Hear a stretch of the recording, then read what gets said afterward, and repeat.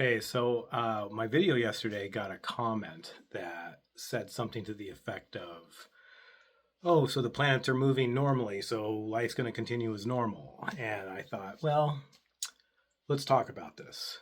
Yes and no. So the planets are moving normally? Absolutely. They've always moved the same way for thousands and thousands and millions of years, okay? So it's not like all of a sudden today I'm talking about Mercury's walking around and just went, oh, hey, hey. No. It's not like Mars is moving around for thousands of years and this just decided to go, no. That's the science part of astrology.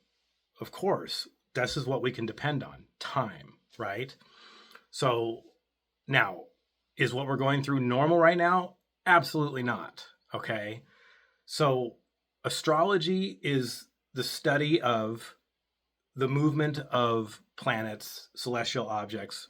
That's what Western astrology says, okay? Vedic astrology, in Sanskrit, planets are called grahas, okay? Grahas in Sanskrit means to grasp, to seize, okay?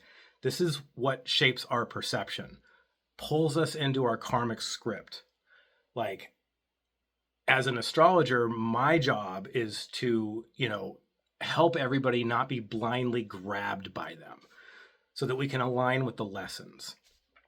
So they are graspers, seizers, and each planet has, a nature to it. The signs that they move through is kind of like the color, the quality, the style, the tone, okay?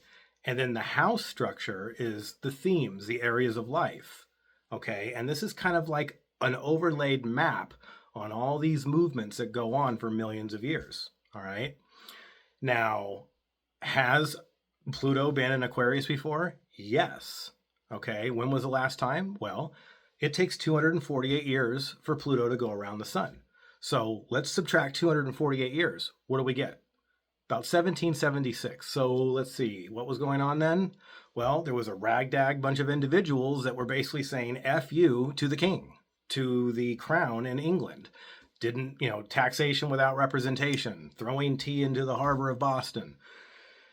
And they basically wanted freedoms of religion, et cetera, et cetera, et cetera. And of course, what was the response by, the centralized authority? No way. And if they would have won, they would have all been hung as traitors. Okay.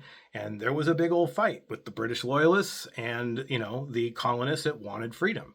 So here we are. Do you see the kind of alignment, the parallels of the energy? I mean, didn't we even have like a no kings protest, a little bit ago? Funny enough, I mean, go back in history and learn what kings really had as far as authority, okay? Aside from the point. So astrology has been going on for thousands and thousands of years, okay?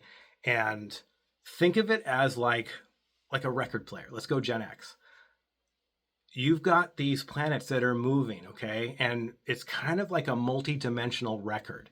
Each planet moves at its own speed, okay? And it's all the other celestial objects, the lunar nodes, the shadows of the moon. We have asteroids, even for the longest time, the only planets we could see with the naked eye was Mercury through Saturn, okay? That rules all the concrete events, energies that happen. We get to 1783, I think it was, 1781, 73, Uranus was discovered. And then Neptune and Pluto all the way up to like 1930. Those planets are beyond the naked eye. Those planets represent our collective consciousness. It's not anything that we can see. But when they line up and do their crazy, okay, stuff comes out of our collective consciousness. Stuff comes out of our subconscious. So let's talk about this record, okay? Where's the needle? The needle is Earth, okay? So when these planets move and then they get into these interesting sacred geometrical angles and conjunctions, that needle hits and makes some sort of symphony of energies, all right? And the whole planet feels it. There's also a microcosmic needle, you, okay? Or a nation, right? A nation has a birth chart. You have a birth chart. Now, we didn't have birth charts for hundreds and thousands of years, okay? I mean, kings maybe, emperors, they knew when they were born, but you also didn't have a lot of the abilities to calculate all this stuff. Most ancient astrologers just looked at the sky and said, oh, this is what I feel is going on. We start getting into the 20th century, we start having birth certificates. We can now look at natal horoscopes. We can look at the horoscopes of nations. We can look at the horoscopes of companies. Now, here we are sitting around having Pluto come to an area of the sky that it hasn't been here in 250 years. So nobody's felt this before that's living. Neptune, I can't remember, it's 14 years per sign, 14 times 12, whatever that is. Uranus, it takes 84 years to go around the sun. Okay, so here we are in Gemini. Last time, 1941 to 1948. What was going on then? 2 weeks into it, Japan attacked Pearl Harbor. About 2 weeks before Uranus left Gemini, George Orwell published 1984. Thought Police. All right, I mean, come on. So go back 84 more years. What do you have from 1941? Go back 84 years? 1861. Civil War. Okay. Go back another 84 years. The American Revolutionary War, the French Revolution. So this country, the United States, is going through a Pluto return and a Uranus return. And it's kind of maybe synchronistic, coincidental that in Trump's natal chart, he's going through a Uranus return at the same time. I mean, I can't make this stuff up. It's stuff that you have to pay attention to. You know, Vedic astrology says that the ancient rishis, thousands of years ago, in a superconscious state, codified this system so that we can map what's happening in the cosmos. And then you take the hermetic laws of the universe, right? The baseline of our existence. Take, one of the rules. As above, so below. As within, so without. So what's happening up there is a reflection of what's happening in here.